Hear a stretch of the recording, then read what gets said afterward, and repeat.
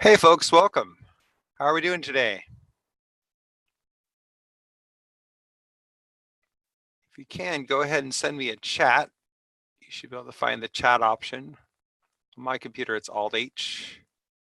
There's also a button to hit, and go ahead and pop in and say hi. Alexandria, hello. Let us know where you're joining from. Love to know where everyone is. I'm here in San Diego, Pacific time, so it's still early afternoon for me. Montreal, nice. North Dakota, Kentucky, all over the place. All right, cool. We're going to get started in just a couple of minutes. While we're getting to know each other, I'm curious about people's experience with the LSAT so far. Are you guys just getting started? Have you taken the LSAT? Are you in the middle of preparing? What's your experience so far?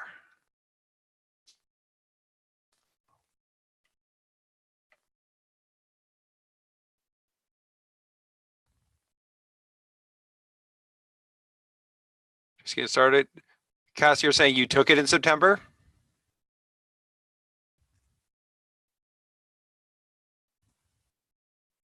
Okay, people are taking it in November.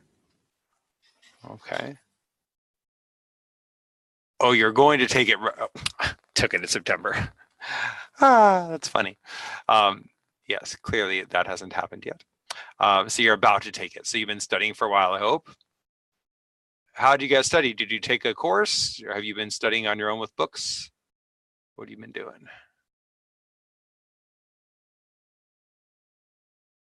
LSAT trainer. Oh, my old pal Mike Kim. Nice guy. Self-studying. Okay. But no one's taken the real LSAT yet.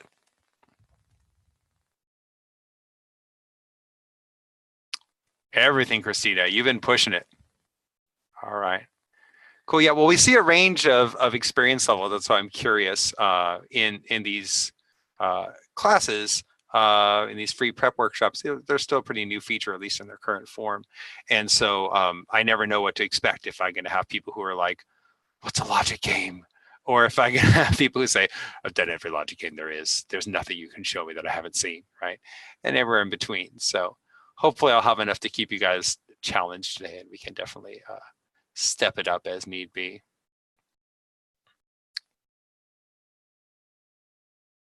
Okay. So the theme of today is logic games. Curious, out of the areas of the test, do you find logic games more annoying, less annoying, about the same as everything else? Some of my students think the logic games are the most fun part of the test and they're least worried about them, and other people, it's just, that's what has them biting their nails. What's your experience with that? Yeah, the timing is, A lot of people who say they enjoy logic games still say, well, I would like them more if they weren't timed. Right? That adds a certain element. The time limit is tough, right? Absolutely. So we have to get really efficient, and hope some of the work we do today can help with that, whether this is a game that you've seen before, the one we're doing today, or not. Um, Hopefully we can make some progress there. All right. Well, let's get into it. I see more people have joined the room. If you've just joined us, go ahead and chat into the window. Hit the chat button and let us know where you're joining us from and what your LSAT experience is so far. Have you been studying on your own? Have you taken a course? Have you taken the real test? Are you taking it in September, November? So if we haven't heard from you, I'd love to know where you are and what's going on with you. Then we'll jump into some logic games content. While we're doing that, a couple things. First off, other options you can have. If you want to try out one of our classes, you can try out the course either in person if you're in the right place for it, or online. Ann Arbor, all right. Haven't checked out Ann Arbor yet. I need to get to Michigan sometime. And you can also try our Interact course. So Interact is basically a video version of the course, but it's interactive. It says, well, you got that one wrong. Let's explain it. And we try to make it fun. And there's, bells and whistles and things to keep you engaged throughout, but it covers the same curriculum as our live course. Now, our live course takes the Interact as the basis and builds on it. And so you flip the course, you do the reading, you do the interacting, you come to class and the teacher says, all right, now what should we really talk about? And we try to build on that. So they're both cool resources for those who have the time. Okay. Has anyone taken an actual Manhattan course? I know one of you said you worked with some of the materials. I don't think anyone's taken our course yet, right?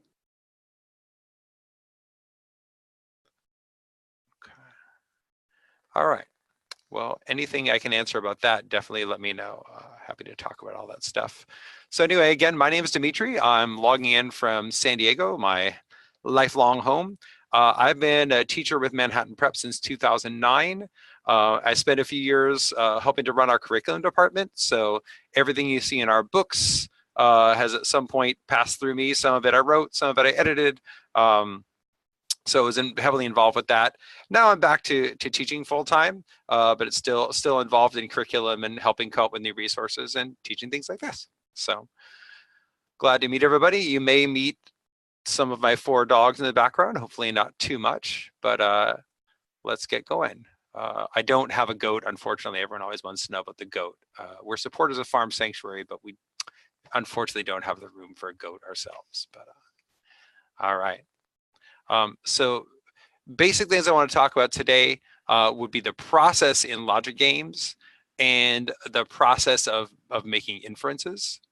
And so want to make sure that we're emphasizing that today. The game that we're going to do is one where you can answer a lot of the questions definitively once you've done the upfront work. In that way, it's kind of like a math problem where you figure it out. Okay, x equals 5. I choose the answer that says x equals 5. And as you've, I'm sure, seen, not all LSAT questions, logic games or otherwise, are like that. There are plenty of logic games questions where you kind of have to plug and chug on the answer choices. Which of the following could be true? Well, what about A? Does it have to be true? Can I break it? What about B? And the one I want to do today is much more inference based. If you can do the work, then you can know what's coming. In order to set you up for that, I want to talk a little bit about conditional logic. Curious what your experience is with that. And if we're talking about conditional logic, we're talking about good old, statements along the lines of if A, then B, right? So curious what your experience is that. Have you had some practice writing things in conditional form? Is that something you've done before?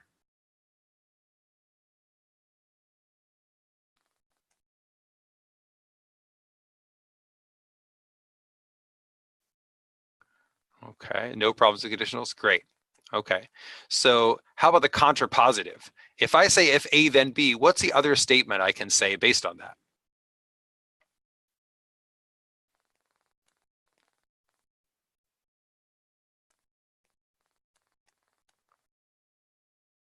Not A, then not B. If not B, then not A. Yeah, on a game, the must be trues can be very tough, but it depends on, on the game. On some, you're having to test a lot of things, and others, occasionally the must be trues are the easiest. It's something you figured out early on, and then you go, oh, that one. So they really vary. But yeah, they can be extremely hard. And sometimes if I'm, pressed for time, that may be the one I choose not to do. Remember that that's an option, right? Unless your score goal requires you to get every single games question right, which is, hey, good luck, right? But unless that's the requirement, you can pick and choose, and you might say, hey, this is a question that looks like it's going to really knock me out, and I don't want to miss out on game 4 because I'm trying to do this one question on game 3, so I might move on. So I'm seeing a disagreement. Is it if not A, then not B, if not B, then not A? And anytime I have a situation like that, I try to use a little bit of my common sense to figure it out. So for instance, if I say, if you crash my car,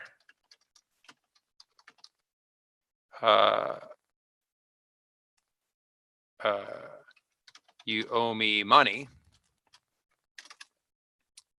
then do we know that if you don't crash my car, you don't owe me money? Or do we know that if you don't owe me money, you didn't crash my car? Which of those makes more sense to you? Do we want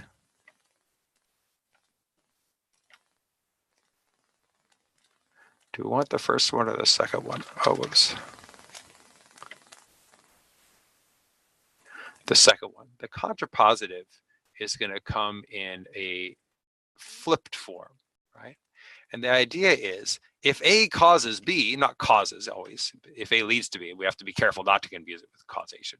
In this case, crashing my car caused you to owe me money, right? But some conditionals might go the other way. Like, for instance, A could be I won the election, and B could be a bunch of people voted for me, right? Me winning doesn't make people vote for me. It's the other way around. If I won, you know that people voted for me. And if people didn't vote for me, I didn't win, right? So the important thing to know about the contrapositive is it's the same thing. It literally means the same thing. It just phrased differently, right? I'm saying if people didn't vote for me, I didn't win the election. It's the same thing as if I win the election, people did vote for me, right? Barring shenanigans, right? And so the same thing here. If I say, hey, if I crash my car, then you owe me money. The correct inference, the correct contrapositive I can come up with is, if you don't owe me money, you must not have crashed my car, because if you had, you would owe me money. We don't know about this first one because it's possible you could owe me for some other reason. Maybe you didn't crash my car, but you did, burn down my house, or, I paid for your movie tickets, or, whatever else it is. I hope you didn't burn down my house. I'm in it now, so that would be pretty weird. Okay. So with that in mind, there's a couple things that we can think about in doing a problem. And that would basically be, what can I know from the conditional and contrapositive if I'm doing a logic game about what elements might appear and what might not appear? So let me show you what I mean. Just a moment. Okay, so I'm going to clear all this off. And I want to focus on just, okay. I'm going to focus on just the first one. So if I give you a statement like, if Amir is not there, Belen will be. We've talked about how to draw this conditionally, right? So let's do that again. What's my conditional for this, and what's the contrapositive?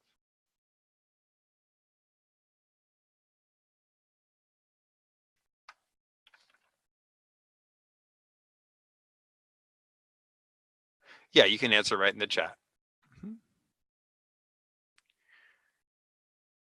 You're close, Clarice, but watch, there's a negative in there. Yeah, so if not A, then B. So my original conditional would be, if not A, then B. If Amir is not there, then Belen will be. And then we can flip that and say, and negate it, and say, if Belen is not there, Amir will be. So that's conditionally how we'd write it. We're saying, if he's not there, she is. And so what that means is, if she isn't there, he must be there, because that's the only time she wouldn't be. We don't have to think about that. Is there any other reason, right? And in real life, that seems hard to guarantee. Well, what if they're both gone? Well, they won't be, apparently, right? So out of the options that we have here, A and B are both there. Just A is there. Just B is there, and neither is there.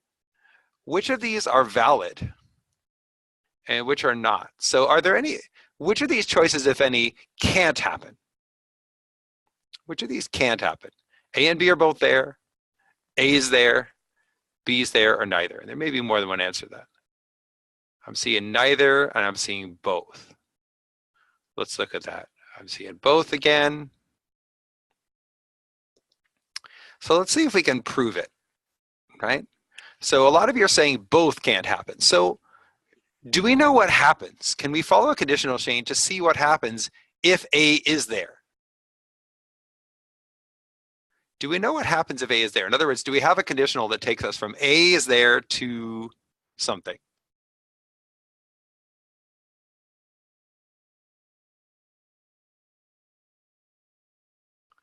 No, right? We actually don't know that. So we don't know that if A is there, B is not. And similarly for B, right? If B is there, we don't know that A is not there. So this one's actually okay. I can have, sorry, this is a new format for me, so I'm still getting used to some of the particulars of this.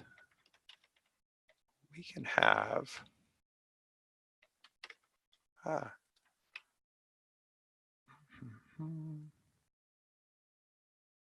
can have both, okay?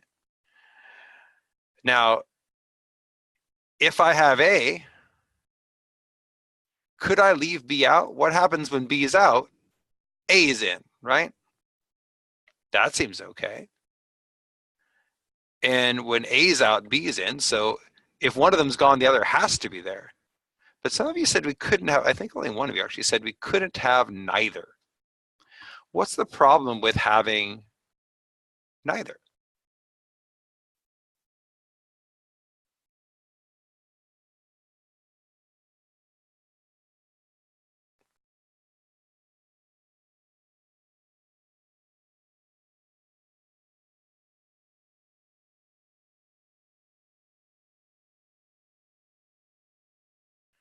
Yeah, one out puts the other in. I sometimes think of this situation, I have people memorize this. I have people memorize this as new parents, right? Imagine you and your partner have just had a beautiful baby, right? And so what that means is that someone's always got to be home with the baby. This baby's so new, no one's going to take the baby anywhere, right? So the idea is if A is not there, B is going to be home. And if B is not there, A is going to be home. And so if you look at which way the arrows are pointing, the arrows are both pointing toward in, which means there's nothing stopping anyone from being in. There's something forcing them in. And so we can say that since there's something forcing them in, their in is fine, it's both out is the problem. So we can't have both out, right? Both in is fine. How are we feeling about that? Does that make sense? I'm going to contrast that to this one. If Ceres is there, Dmitry will not be. Dmitry, I just saw my name and doesn't. Ceres and Demeter are both the same person, actually, who I share a name with. If Ceres is there, Demeter will not be. Notice we can draw it a different way. So what possibility is impossible? That's funny to say. In this case, what's impossible here?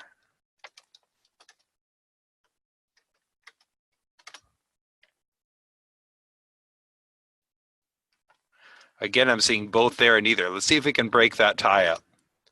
Which one is it? What's impossible? Think about where they're pointing. If C is there, D is not there. Right away, that tells us that we can't have them both there, because when C is there, D isn't. For D's there, if D's there, C's not, right? But I can have C without D. I can have D without C, and I could have neither. No one says either of them has to be there. Okay, cool. Then finally, we have this situation. If Aaron is there, Fiona will be there too. Okay, so what's impossible here? And this is an important one to make sure you get, because it's going to be in our game today.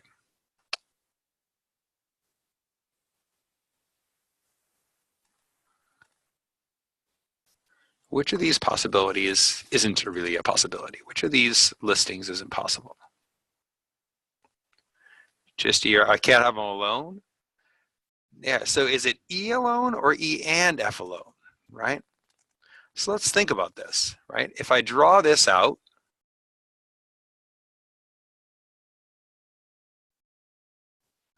we're saying if E, then F. And if no F, then no E. We can also draw the picture like I've been doing.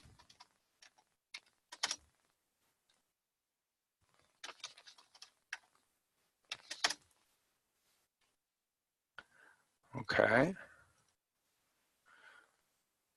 So we could say E pushes F in, and F out pushes E out. So it seems fine to have E and F, right? Because if I have E, I have F, right? That seems fair enough. But what happens if I try to have just E? Well, hold on. I just said if I have E, then I have F. So they seem like a pair, and that's the natural way we tend to think of things like this. We think of them as a pair. They're both in or they're both out, and they could be. If F's out, E's out, so they clearly can both be out. But if I try to have just E, well, hold on, F follows along. F follows along.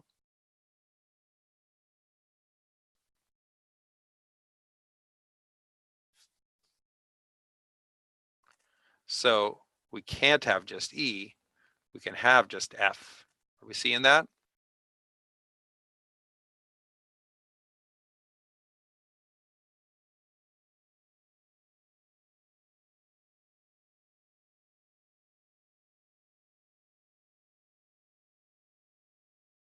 Okay. Think of something, again, sometimes it helps to use logic or something more common sense for you, right? So if I say, if I am talking, let's say I have something like, if I'm talking, I'm alive, right? And clearly, if I'm not alive, then I won't be talking. So we think about, I could have both combinations. I could be talking and alive, or I could be not alive and not talking, hopefully not anytime soon. But if I'm going to have one alone, it's going to have to be alive, right? It's going to have to be the consequence. I can't just be talking and not be alive. That doesn't make sense, right? Talking, being alive comes along for the ride every time I'm talking. And so we want to watch that and make sure we're noticing that difference. This is going to show up in our game. So how is everyone feeling? Everyone have a question about that before we move on? Because I want to make sure we feel good about that.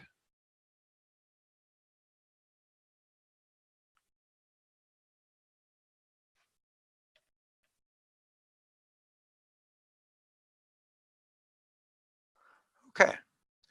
Well, in that case, we are going to try a game.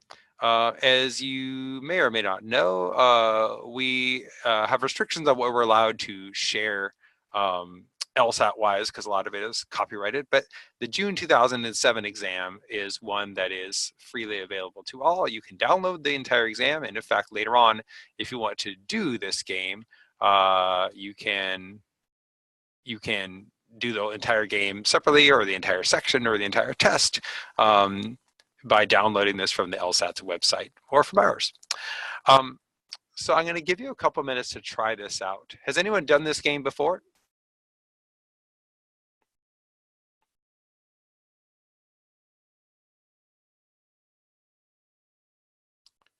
Not seeing that anyone has. Okay, so this will be new for everybody, or most of you. Okay, Kaz, you've done it. All right, cool. What I want to focus on today, the theme, like I said, is making good inferences. We want to go into the answer choices a lot of the time knowing the answer. That's not always possible, but in this game, it tends to be. And so we want to make sure we're making good inferences and setting up what we know. For those of you who are still fairly new to logic games, you might not have a clear sense of how to set this up. We'll talk through all that. But let me give you just a couple minutes to try this out on your own. If you don't have some paper, grab a piece of paper and try actually sketching out what this would look like. And we'll come back and talk in about 2 minutes or so. Here we go.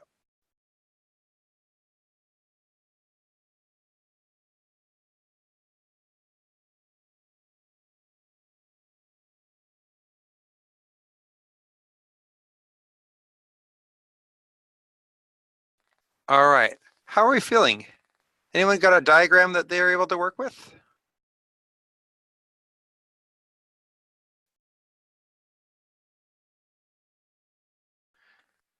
Cass has got it. Alexandria, okay.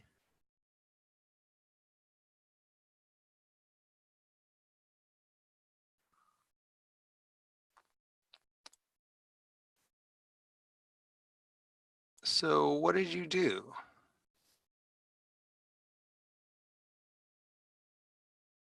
What'd you make this look like?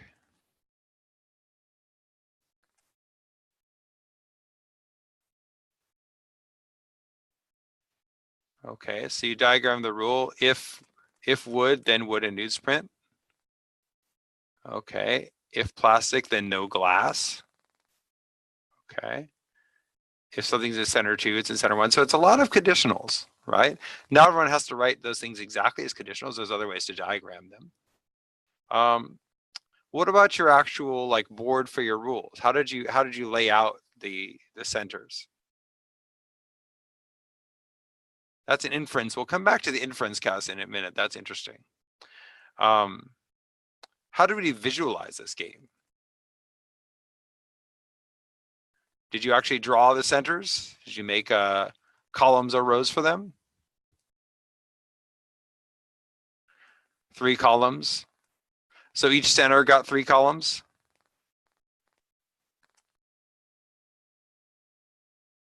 Yeah, okay. A block diagram? What do you mean, Christina? What does that look like?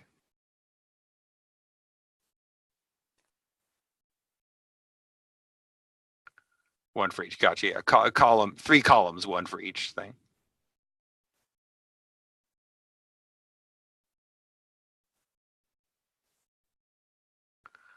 Okay. So ideally, then we have something along the lines of this, right? I will typically draw out my elements too. Okay, I have 5 elements: glass, newsprint, plastic, tin, wood. Generally, when we're drawing these, we would call this an open grouping game, meaning that each group has a minimum, it may or may not always have that, but we don't necessarily know the actual amount, right? So there's sort of a minimum and maximum. In this case, no more than 3, but at least 2 is a pretty small range. Either they have 2 or they have 3. Right? So 2 min, 3 max. There will be other situations where the min and max might be much farther apart. They might not even tell you a max. It might just be the practical max, like there's 5 things and there's 3 places. So either one has 5 and the other have none, or if that's not a possibility, one could have 3 and the others could have 1 or something like that. But here it's a little more explicitly stated. And so we can write out our few rules conditionally or visually or both, right? So I might draw something like this. Okay, well, whatever's in 2 is in 1, right? So notice that I could certainly do something more textual, like, if in center 2, then also in center 1, and there's nothing wrong with doing that. and I can do the contrapositive. If not in center 1, then not in center 2. But sometimes I like to get into my diagram. Last time I took the LSAT, the real LSAT, I missed one logic game question. And the one logic game question I missed was something where I had the rule, I had diagrammed the rule, I understood the rule, and I had it off to the side of my diagram. And then when it came to applying it, well, I didn't, right? And I'm sure you've had that experience. If you haven't, I bow to you, right? So we're always looking for ways to get it clearer. And so putting that arrow right into your diagram could be a wise thing to do. It could obviously be below, in between the 1 and the 2, however you want it, but just something to remind you that whatever goes in 2 can be in 1. Then we have if would, then newsprint. Some people will write this just as if W, then N. That's not wrong, but notice that since that becomes 2, it starts filling up our center pretty fast, and so it's good to think about it. So you say, okay, if I have would, then I have a block of 2 would and newsprint. That block's going to have to appear somewhere because all the types get used, so it's good to think about. Now, could I break up that block? Like, what would you say to someone who just drew this, who didn't have the conditional? What would you say to someone who drew a WN block chunk like that? Could that person get into any trouble?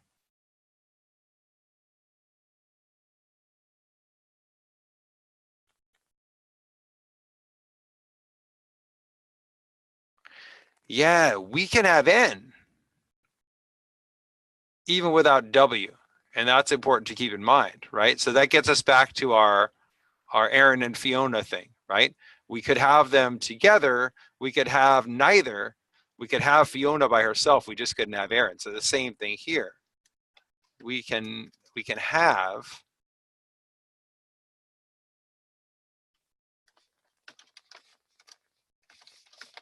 N alone, just not W alone. Okay, and that's going to come up a fair amount in this game, like constantly. Okay, then the other issue is that plastic has to appear somewhere, and it can't appear with glass. So we'd have to think about where that plastic can go. Now, one way to think about it would be to say, okay, 2 and 1 match, 2 and 1 match. So clearly, plastic is in 3. What do you say to someone who tells you that?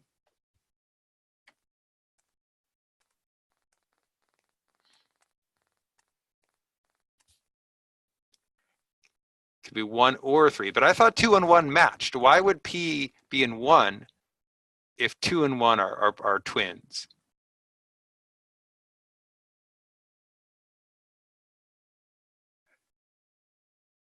C1 doesn't map to C2.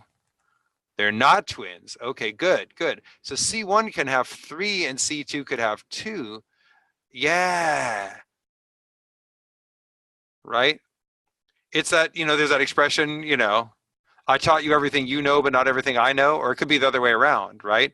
I could have taught you everything that I know, but you could know stuff I don't, right? And so it's which way is it? So center 2 taught center 1 everything it knows, right? So if you imagine if center 2 has, for instance, the WN block, then center 1 would have to have it as well. But I don't know that that there's not something else in there, right? So I could take that P and put it in 1, right?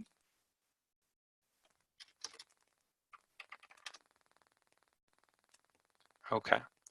So P could be in 1, it could be in 3. So we have to be careful. If I write P equals 1, I might fool myself, and I have to make sure I know what my annotations mean. As long as I know what they mean, that's fine. No one else has to like them outside of class. So, if you thought the P was in 1, you just draw on the diagram. If you know the P, it just means P occurs once, then okay, you're good. Okay.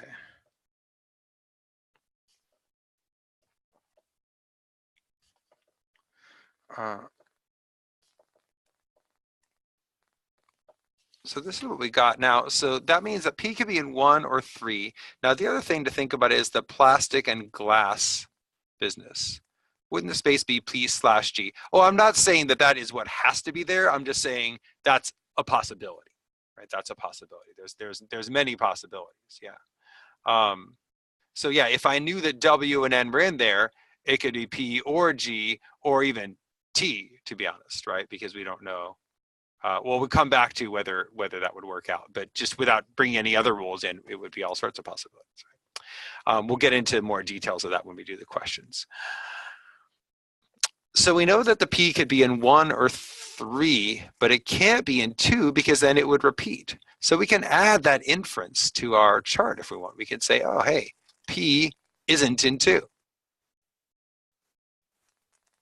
Because if it were, then it would also be in 1. And we know whether wherever P is, G is not, right? So some people would do what we call framing this game, where they say, okay, what happens if P is in 1? What happens if P is in 3? But notice that we don't know a lot, right? If I take that plastic and put it in 3, that doesn't necessarily tell me very much. We know that glass isn't there.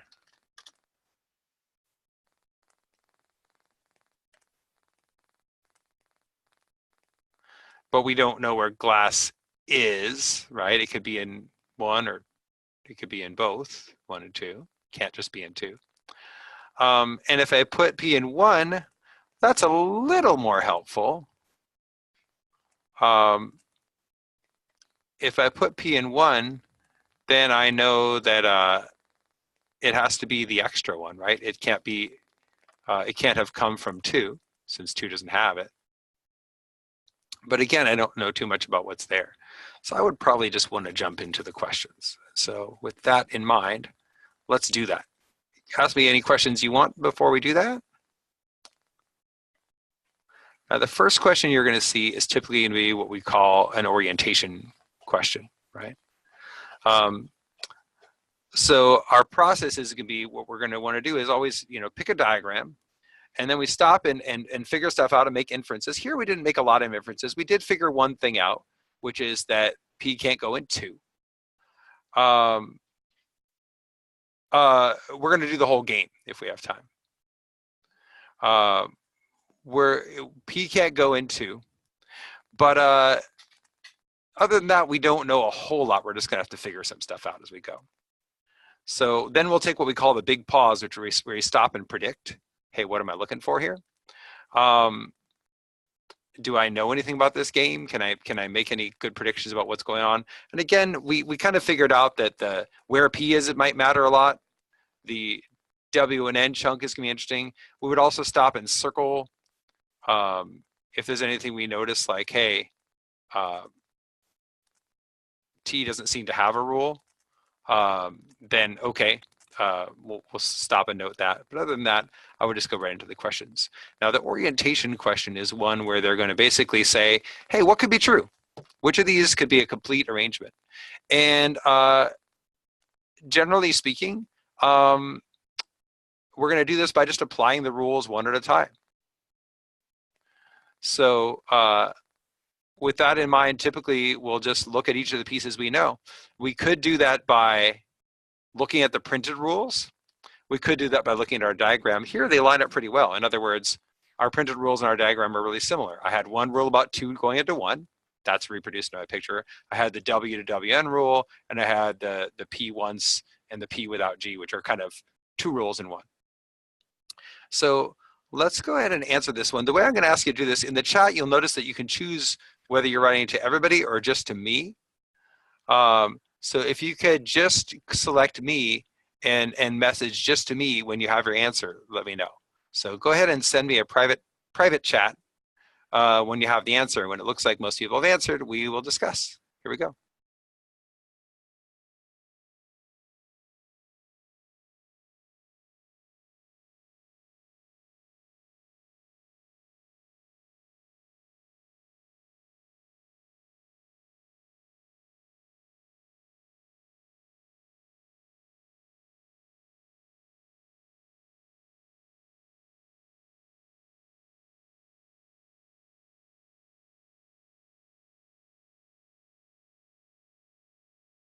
Remember to send that in private chat.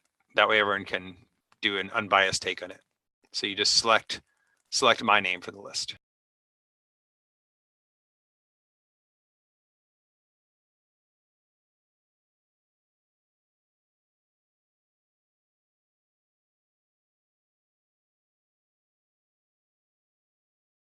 Oh, is anyone else seeing that? Where it says, the chat should say two, and then it should say all panelists, and you should be able to select a person's name. Is that not showing up in the webinar form? Oh, well, that's unfortunate. Well, then what I'm going to ask you to do, I'm sorry about that. What I'm going to ask you to do is to just type in done when you're ready. Okay, so you can just share to us all. Type done when you're ready, so that way everyone is will know when people are ready.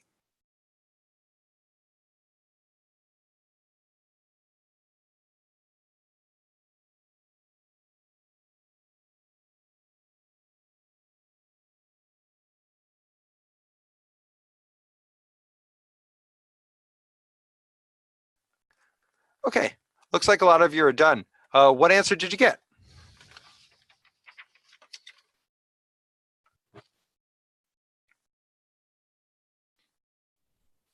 B, B, B, B, B, B.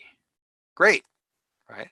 So these are ones, not to diminish your triumph, but as you might know, these are usually nicer ones in the sense of you just apply the rules. There are tricky ones. If you've ever done, for instance, the famous dinosaurs game in Prep Test 57, where you have to deal with both which dinosaurs are in and what color they are, and then the orientation question just talks about which dinosaurs are in, and so you have to use some rule inferences there. That'll come up. But other than that, usually we can just apply the rules pretty directly. So I can say, all right, I've got my WN rule. If I have W, I have to have N, so I can't have it alone. Which answer choice breaks that?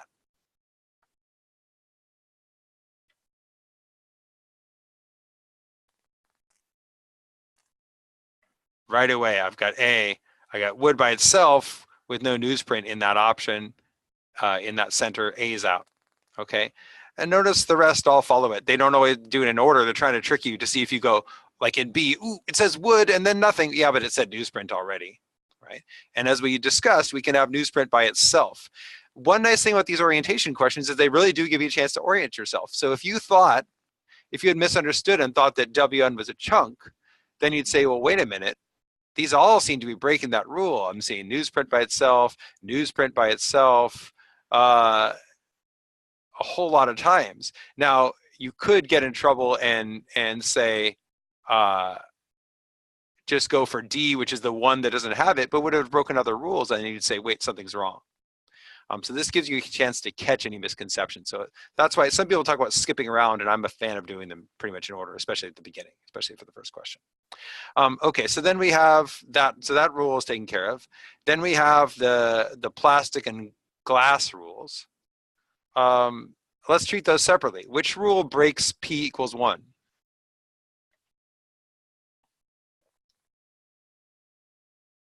Plastic, plastic, that's out. And what about no PG?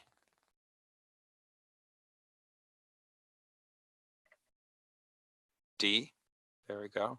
I like S, that would be fun.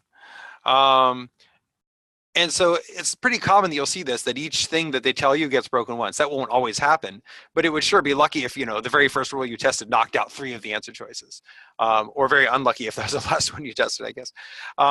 So they tend to distribute them fairly evenly. And then we have the 2 copies to 1 thing. What does that get rid of? Well, of course, the last one. 2 says glass, newsprint, tin. I have glass and newsprint, but hey, where's tin?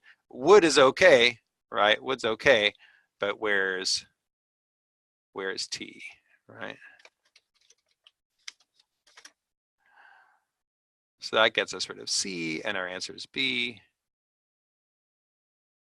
We're good to go.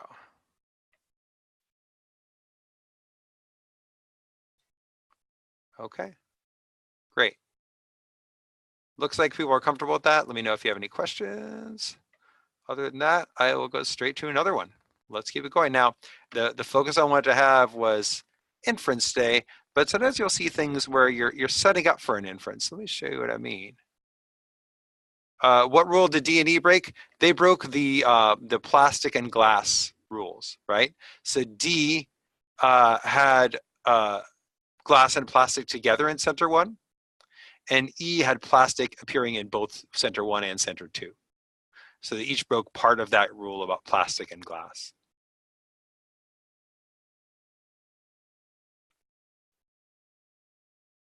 Okay. So this one, you'll see sometimes questions about complete and accurate lists, making lists. And this one we've already kind of done. So take a moment to see the answer. I think you already know this answer. I didn't put it into the diagram, which normally I would, but see if you see the answer. And go ahead, and when you see the answer, just actually pull in the answer. Don't have to worry about being private. D. What's a list of all the people that could recycle plastic, right? Sometimes they have tricky questions about lists. Is it a list of all the ones that could, or could it be a list of the ones that actually do? In other words, is it a list of all the centers that recycle plastic at one time, which would have to be either A or B because there's only one that can do plastic. But this is a list of all the ones that might recycle plastic. So what we know is it can't be 2, right? And because we already inferred that, and normally I would put that right in my diagram, because we already inferred that, we can answer this one pretty quickly.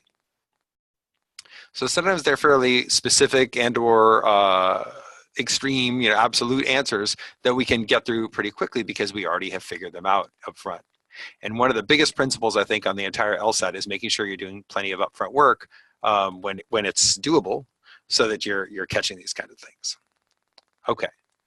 So far, so good. Not so bad, right? Okay. Just to reiterate for anyone who missed it before, P can't be in 2 because if it were in 2, it would also be in 1. And since P can only appear one time, that's impossible. Everything that's in 2 gets copied into 1. Okay. Now, I want to talk about a conditional question.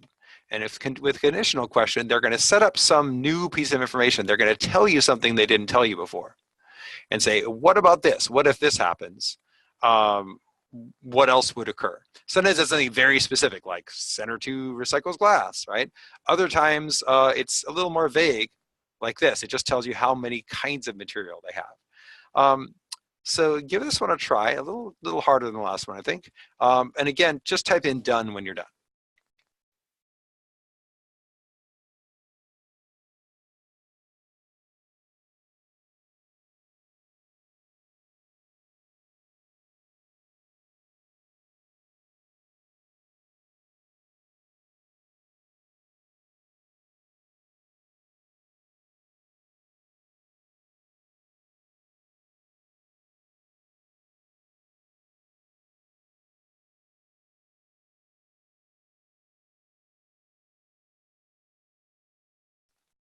Okay, well, let's talk through this one.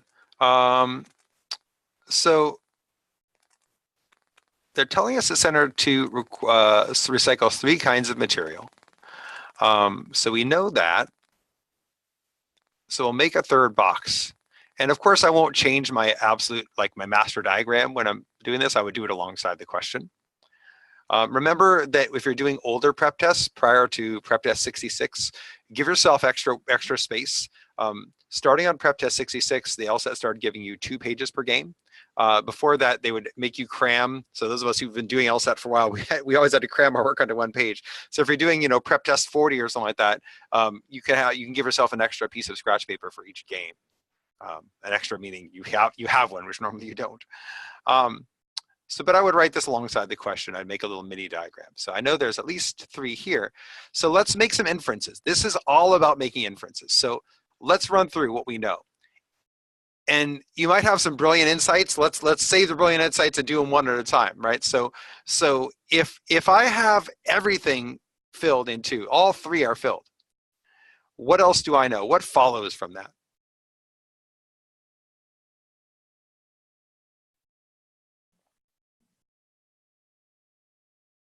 Yeah, if 2 clones to 1, then I have to have the same 3 in 1, right? Before, I had the possibility of, hey, 2 just has 2 in it, and 1 has its own thing. 1 could have an oddball. But now I'm saying, hey, 1 and 2 have to literally be all the same. They're exactly the same the whole way. So if that's true, if 2 and 1 have 3 things and they're all the same as each other, what else must be true?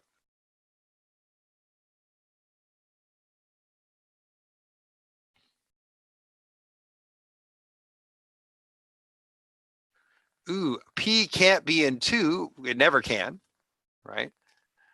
So then it must not also be in 1. And that means that P is in 3. Beautiful. So we know P's in 3. Okay, let's keep inferring then. If P's in 3, what else is true?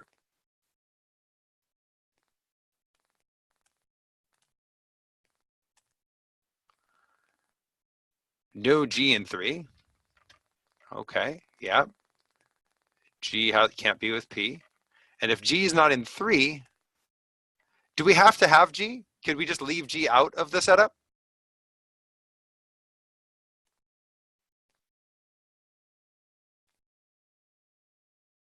We always want to check that against the original rules. And if we go back to what they said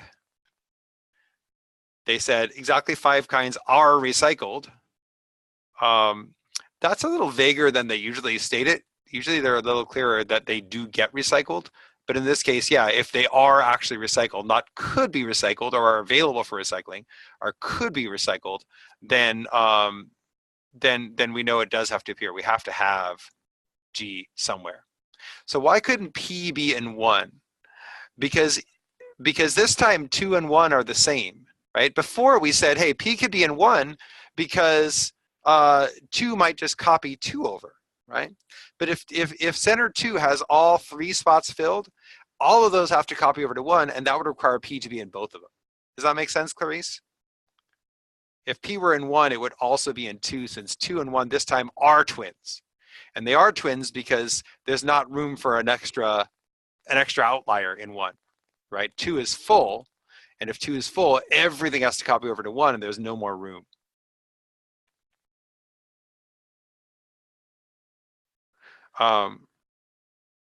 No, not because of the contrapositive, because of the specific situation. The idea is whatever's in 2 is in 1. So let's just imagine, I'm just going to make this up, but let's just imagine that that 2 has W, N, and G. Well, then 1 would also have to have W, N, and G. And because of that, there's no room for P. And if 2 has, you know, T, N, and G, then 1 also has to have T, N, and G. And if 2 had P, of course, 1 would have P, which is why we didn't put it there in the first place. So they're twins this time because they're full. If center 1 has 3 spots and center 2 has only 2 spots, then they don't have to be twins because 1 can have something 2 can't. But 2 can't have anything 1 doesn't have. So if 2 had P, 1 would have to have it, and in this case they have to match up. Does that make sense? Is that clear? That 1 copies over to the other in this case because of the extra boxes that we added in this condition? Okay, awesome. So we know that P is there, and we know we have to place G. So if we know we have to place G, we can put it in both of them, right? G has to be in 1, and it has to be in 2. Or a better way to say that might be it has to be in 2, and because of that, it also has to be in 1.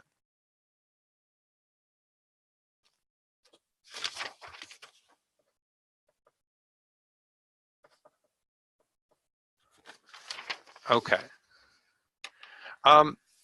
So now, what else do we know about these centers? What else might go in 2? What else might go in 3? What do we know?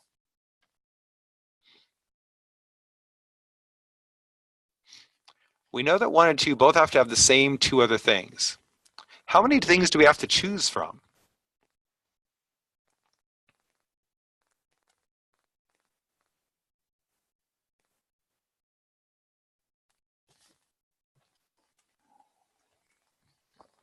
Let's actually write this out. It can be useful to do.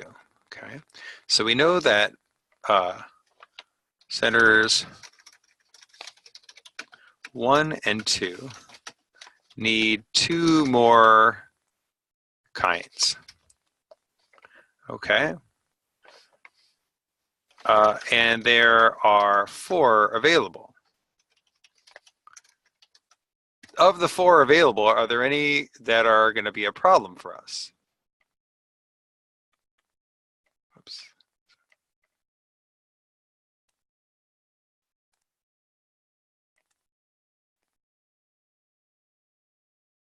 So if W then N, that's not necessarily bad. T can go anywhere. But if wood brings newsprint, couldn't I have wood and newsprint? Couldn't W and N go in with G? So if I look at my possibilities, W, N, T, and P are the remaining ones other than glass. We know that we can't have P because it's only in 3. So that's out. So there's really only 3 to choose from. T could go in 3, but could T go in 2 and 1?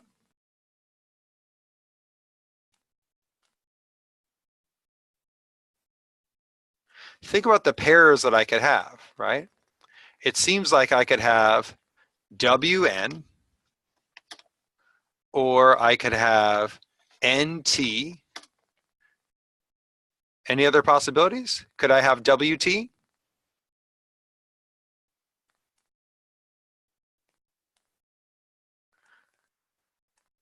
Right, WT is out because if I had W, I'd have to have N. So notice what I can infer then. Centers 1 and 2 can have W or T, but they must have N. They must have N. Does everyone see that? Because there's just only so many ways to combine what's left. So this is a matter of just making those upfront inferences. N is in both. N is there to stay. And then the remaining one is either W or T.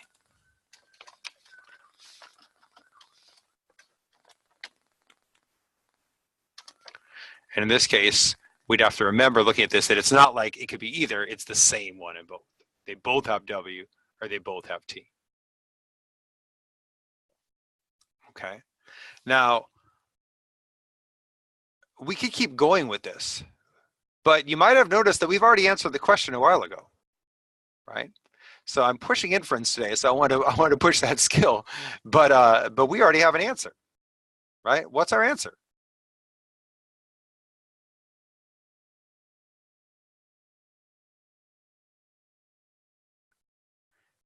Yeah, so from a teaching standpoint, I'm glad we did all that work we just did. But from a test taking perspective, I'm horrified that we did all that work we just did. So what should we have done to save ourselves all this trouble? What should we have done?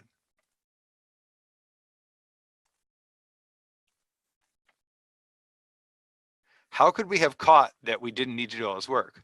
Well, how did I know I had the answer though? Right? I kind of have to jump and say, what are they asking about? They're asking about center 3. What do I know about center 3? Well, I know it has plastic. Okay, let me start with that. Oh, geez, I was done. Right? This is a tragedy, right? And this is why some people take way too long on games, because we're doing all this great work and it's correct, maybe, but who cares about it, right? So we could go in there, we could do further, right? If we had TNG in 1 and 2, then we'd have to have WN in 3, right? We'd have to have WN in 3 because we'd have to put W somewhere. And there's no rule saying that 3 can't have 3 types, right? So to finish out our reasoning here, in 3, we can't put glass, so it's the same kind of deal as 1 and 2. We can't put glass, so we could put any 2 of the remaining 3, W, N, and T. But again, I can't have W without N, so it's the same thing. I'd have N and maybe W or T. The difference is for center 3, for 3, I don't have to have anything, right? So actually, I don't even know that I have N, right? Because it could just as well have been T, right? So the third spot is N or T, or sorry, the extra spot in 3 is N or T, and then I may or may not have another one. Okay. Any questions on this?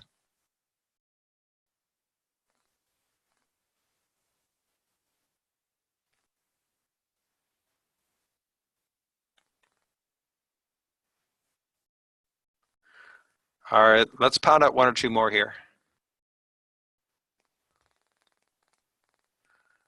So the next one says that everyone has 3. Go ahead and put done when you've got an answer to this. Everyone has 3. You might be able to run with this pretty fast.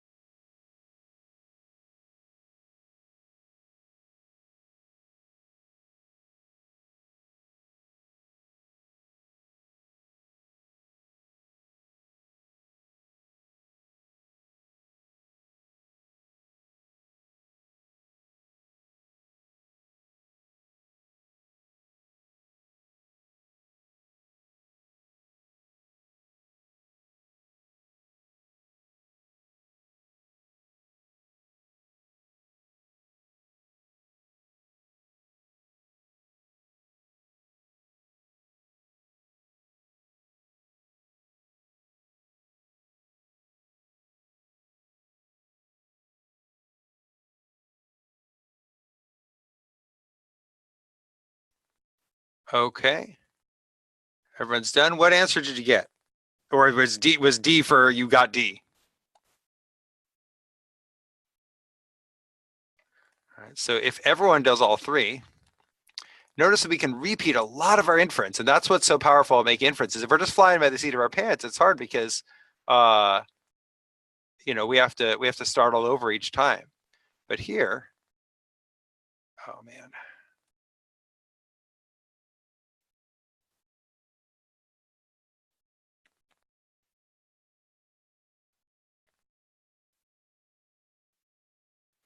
Here I can say, all right, I already know a lot of this stuff. If 1 and 2 have 3, they're the same, right? The only difference is, well, I still know that 3 has plastic, right? I still know the other 2 have glass. So I've already done a lot of this work, right? What else did I know? There's newsprint in both of them. So all I really need to figure out is who has wood and who has tin, right? So that's not that bad. In fact, in this case, if 3 is going to have 3, it's the same thing. 3 also has newsprint. Is everyone seeing this?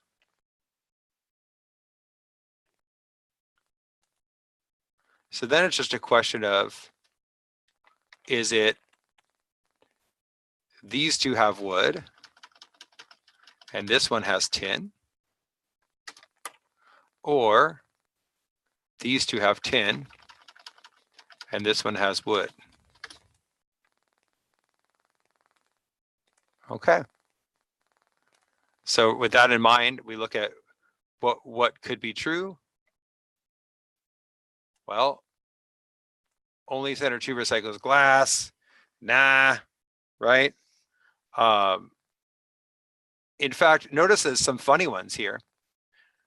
A and C and E, if I were in a hurry, I would just say, hey, there's nothing that only center 1 or only center 2 does, because those line up perfectly. So it would have to be B or D. And I see that they all recycle newsprint, so only center 3 recycles tin. Hey, that's possible, though it doesn't have to be true. Could be that the others do it. Okay, we happy with that? Looks like we're right at the hour. How are we feeling? Do we want to hit one more? And I'll leave you to do, if you want to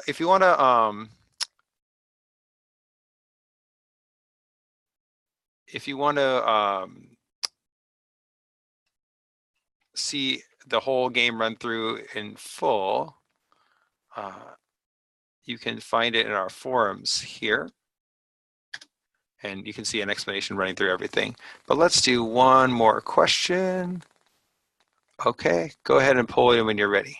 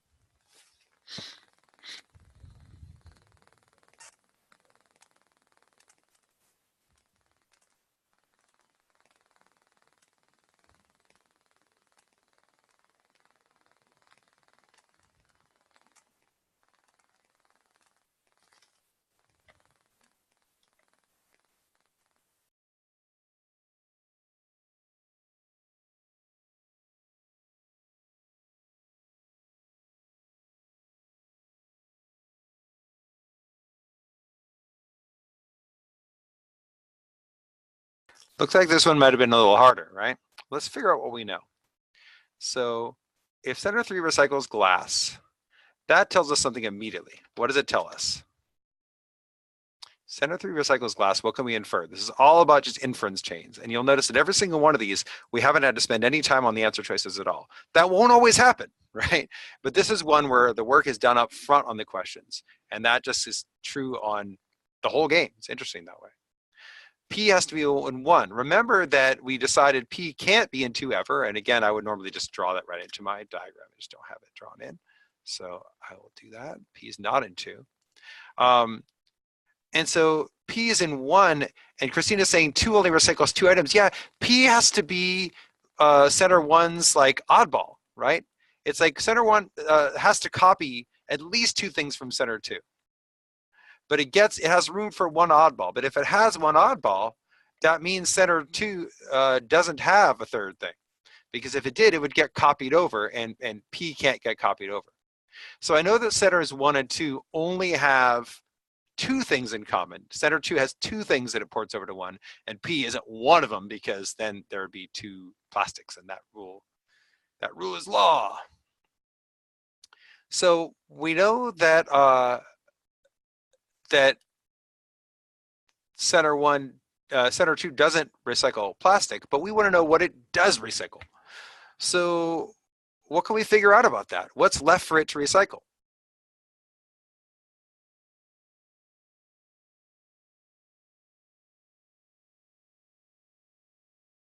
W and a T. Could it recycle glass? Why not? Because glass can be repeated, right?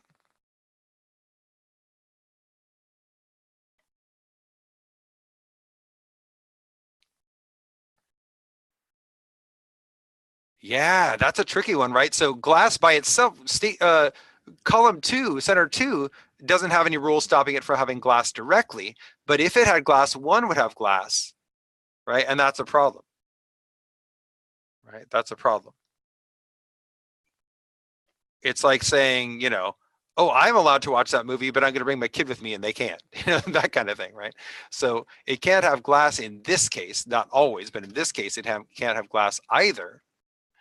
And so it leaves us with just 3. And so we've been in this situation repeatedly. And notice that one thing that makes this game a little friendlier at this point is that we get to keep reusing the same logic. If there's 2 spots and 3 things, what has to be in, right? If our options are 2 out of these 3, W, N, and T, what has to be in?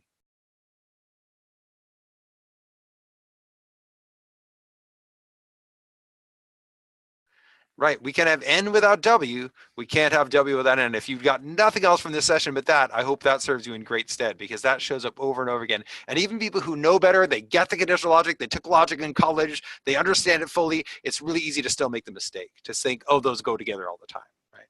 So I hope this pushed that for you, if nothing else. So N and N there. And then we don't know whether it's W or T. And again, these have to match up. And whatever they don't have out of W and T would be the opposite here, right? We need T or W in 3, but we don't really care about that. We just need to know that center 2 recycles newsprint, and we're good. Hey, we got through almost this entire game. There's just one question left that you can try on your own. And again, there's a couple ways to try that. You can download the June 2000 exam from our site or from the LSAT's official site. And then if you go to the forum link that I sent you, you can see explanations of it, although we can't reprint the game in that forum. Okay, cool. Stick around if you have questions for me. Obviously got to promo the upcoming classes. Always glad to get you guys in there and say hello to folks there. So stick around if you have questions, anything you want to talk to me about, LSAT wise, beauty tips, whatever I can help you with. And other than that, have a great LSAT experience. Those of you taking the September test, good luck coming up. Thanks all.